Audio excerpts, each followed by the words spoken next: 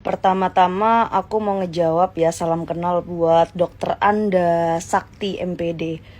Oh hebat ya jabatannya dan segala macam, berarti sudah S2 ya.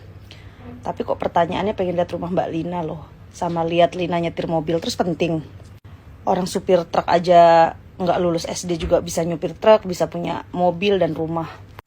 Kakak kan MPD ya, berarti harusnya kalau ngasih tahu orang tuh gini, harta sama pendidikan itu lebih penting pendidikan dibanding harta, karena harta nggak dibawa mati.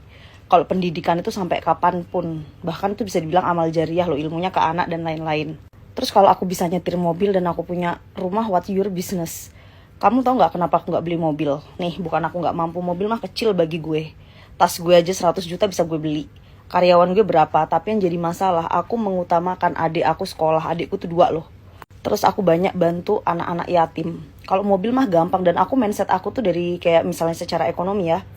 Dan orang tua, itu pertama aku memuliakan sapi, orang tua aku tuh 15 dan dia punya mobil, punya sawit, itu semua banyak dari aku. Karena kalau orang tua aku meninggal sampai aku nggak ngasih apa-apa, aku akan menyesal. Dan mindset aku tuh kan secara pelajaran ekonomi itu ada kebutuhan premier, sekunder, tersier. Dan menurut aku mobil tuh bukan kebutuhan yang harus sekarang tuh ada Grab. Kalau apartemen emang aku jujur masih ngontrak. Walaupun kalian bilang ngontrak, tapi kan dalam 1 tahun hampir 100 juta ya.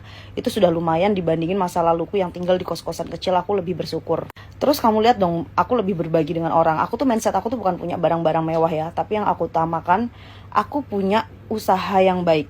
Karena tujuan aku hidup, aku tuh harus punya usaha yang baik, bisnis yang baik, sehingga bisa mempekerjakan banyak orang. Punya mobil mewah, tas mewah, segala macam. Tapi kalau kita nggak bisa mempekerjakan orang, buat apa hidup? Terus memang mobil dibawa mati. Kalau kita punya perusahaan, bisa ngasih karyawan kerja, setidak-tidaknya karyawan kita bisa punya pendidikan yang baik dan bisa mendoakan kita yang baik. Mbak itu MPD loh. Terus bilang kayak gini kan, di bawah komennya gini, habis Lina sesumbaran mana kamu sama aku? Kalau aku sesumbar emang kalau ditanya wartawan gajinya seberapa, ya memang aku bisa dapat ratusan juta dalam sebulan. Itu bukan sesumbar, emang kan ditanya. Tapi aku tidak pernah loh.